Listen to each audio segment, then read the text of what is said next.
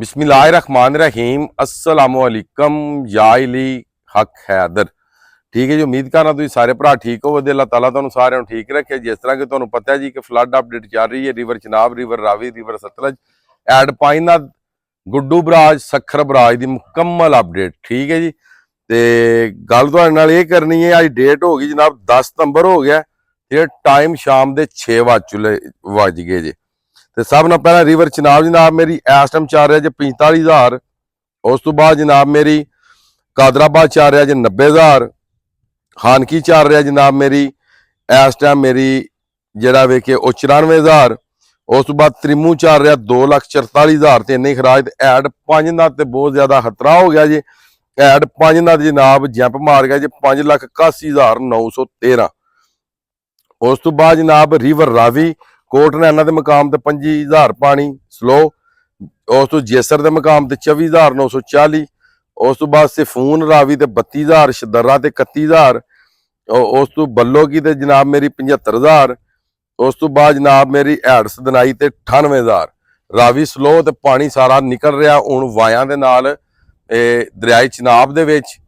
ठीक है, जिथे जेलम ते चिनाब ते रावी, जेलम चिनाब रल जांदे ने उत्ते त्रिमू कोल, ते उतों थले 100 किलोमीटर रल जाता नाल इन्हां दे रावी, ते बिल्कुल 5 नाथ के उत्ते आ रलदा वे दरिया सतलज।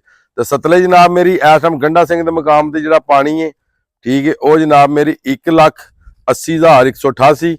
हैड सुलेमानकी के मुकाम, हैड सुलेमानकी के मुकाम से पानी 1,15,000।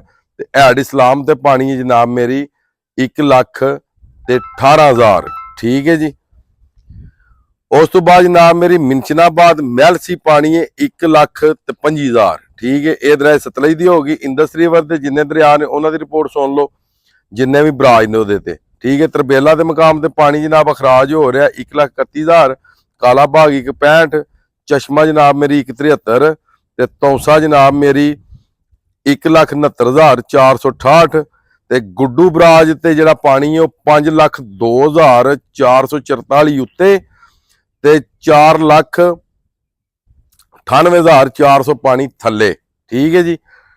उस तो बाद जनाब मेरी अगे आ जाता तौसा, गुड्डू तो अगे सखर। सखर जनाब मेरी 4,05,005 ते 3,84,503 पानी खराज करा रहा। ठीक है जी। अगे आ जाता जी कोटरी 2,60,145 ते इन्ना ही अखराज। ये पूरे पाकिस्तान के दरियावें जनाब अपडेट थी।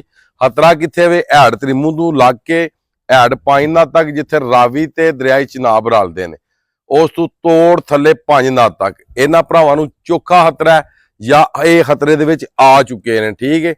उस तो बाद 5 नाथ तू लग के ते कोटरी तक Guddu barrage, Sukkur barrage, Taunsa barrage, ये सारे भरा अपनी हिफाजत कर लो जेडे 5 नाथ तू थले हो। खास करके जेडे कच्चे दे विच हो, तुसीं कच्चे विच हो ते ये ना होवे कि अल्लाह ना करे कि किसी होर तरीके नाल तुसीं पक्के ते आ जाओ। तो बेहतर इहदे विच यही है जिन्ने कच्चे दे इलाके च भरा बैठे ने वो सारे पक्के ते आ जाण, क्योंकि जिस टाइम पानी पहुंचदा गुड्डू ते उहदे विच दरियाए सिंध भी राल आउंदा। ठीक है, तो पिछे ही उन्हां कोल 3-3 लाख पानी है, तो पानी कम अज कम 10-11 लाख पानी सिंध इंटर हो रहा है। हो जाने ते ये पानी कमो पेश 15 दिन रहना।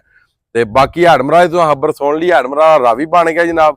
तो बाकी अज की वीडियो, अज का व्लॉग करने खत्म। मैनूं दो इजाजत। नैक्सट वीडियो आने तक ज्यादा ज्यादा अपना ख्याल रखियो, अपनी खास दुआओं मैनूं याद रखियो। तो इंशाअल्लाह मिलने किसी नैक्सट वीडियो के नाल।